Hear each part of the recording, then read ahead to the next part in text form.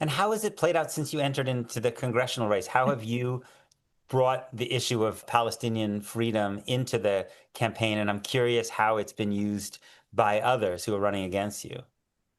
Well, APAC has already entered in our race Mm, and wrote this email that sounded kind of like an endorsement, talking about my mm, radical positions, mm, being I respect the International Criminal Court. mm, I think that Palestinian statehood is necessary for Palestinians to advocate for themselves on an international stage, and that the campaign of civilian death in Gaza is horrible. Um, but overall, I mean, this is a district that has been historically represented by Jewish representatives, mm, and we have an open concept campaign office here. mm. This is a district that's been historically represented by Jewish representatives. You know, Skokie had one of the largest populations of Holocaust survivors Yeah. outside of Israel. And I had a lot of people ask, do you think people aren't going to vote for you because you're Uh, Palestinian? And I personally found that extremely offensive uh, because, as you know, Peter, Jewish people have been uh, our greatest allies in uh, fighting for equal uh, rights. I can say it on repeat, like our safety and lives are intertwined. uh, And I've had some people that, you know, I've had the Chicago GOP tries to paint me as some radical. They asked if I'd hand out Hamas flags on July 4th. Jesus. But I've had a lot more people that are expecting something aggressive. I had someone come up to uh, me that when I asked people what do they care about, and they said Israel, and I noticed that they had dog tags on that said free the uh, uh, hostages. uh, And I thanked them for that advocacy because no civilian should ever be taken hostage. And that often gets lost in here, and that this campaign harms hostages. uh, And they were kind of taken aback. And we talked for like 10 minutes, and it was a great uh, discussion. And I was like, come by the campaign office sometime. uh, I think a lot of it also is just the internet. People are so much more normal in real life than on the internet, and you have uh. more than just 120 characters to write.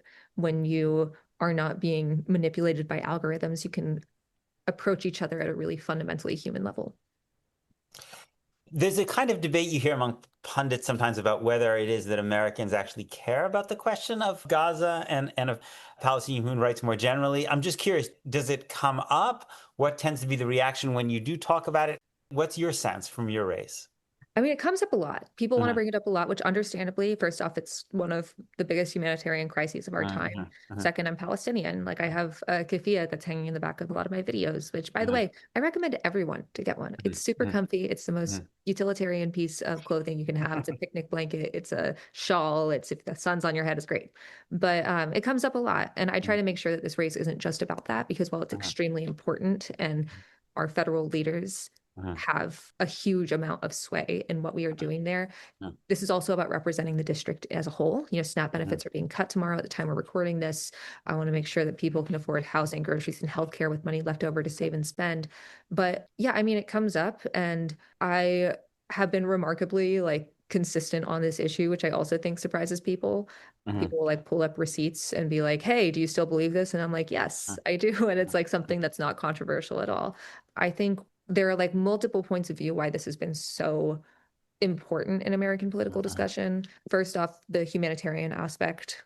War crimes are bad. And also, anyone who commits war crimes should be held accountable. That counts for Hamas, that counts for Netanyahu, and anyone that's following his orders to commit war crimes.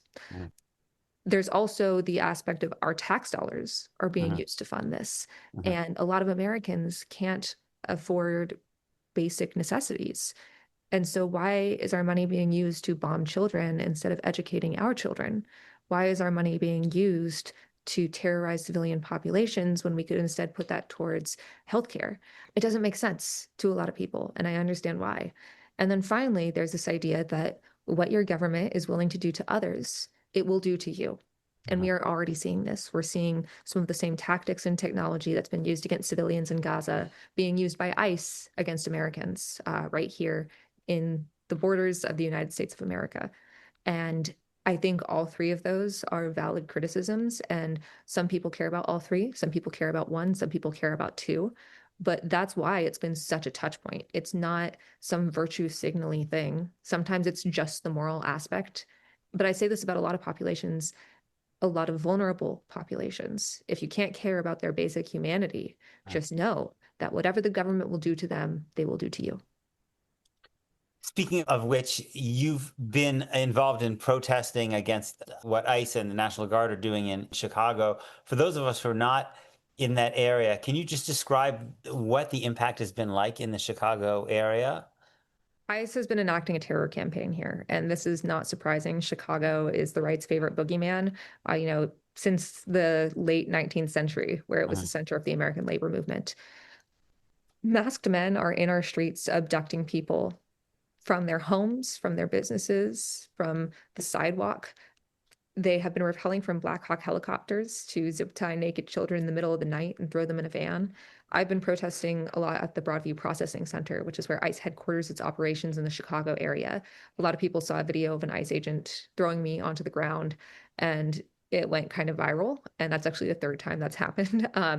But what I keep stressing to people is if they're willing to do that to, I'm Palestinian, my last name's like this, but anyone just watching from the side, it looks like they're throwing a 5-foot blonde white woman on the ground. Mhm. Mhm. If they're willing to do that to me on camera, a congressional candidate on camera, what are they doing behind the boarded up windows? Because they put plywood on the windows in Broadview behind closed doors.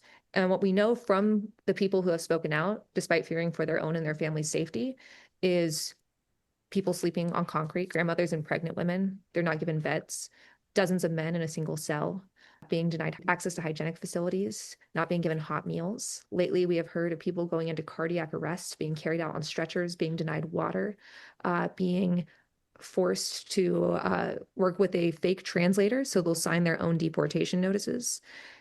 These are crimes against humanity. And ICE, Kristi Noem, and anyone in this administration perpetuating this treatment need to be held accountable. This has been a free preview of my conversation. If you'd like to hear the rest and support my work, please consider subscribing at peterbeinart.substack.com.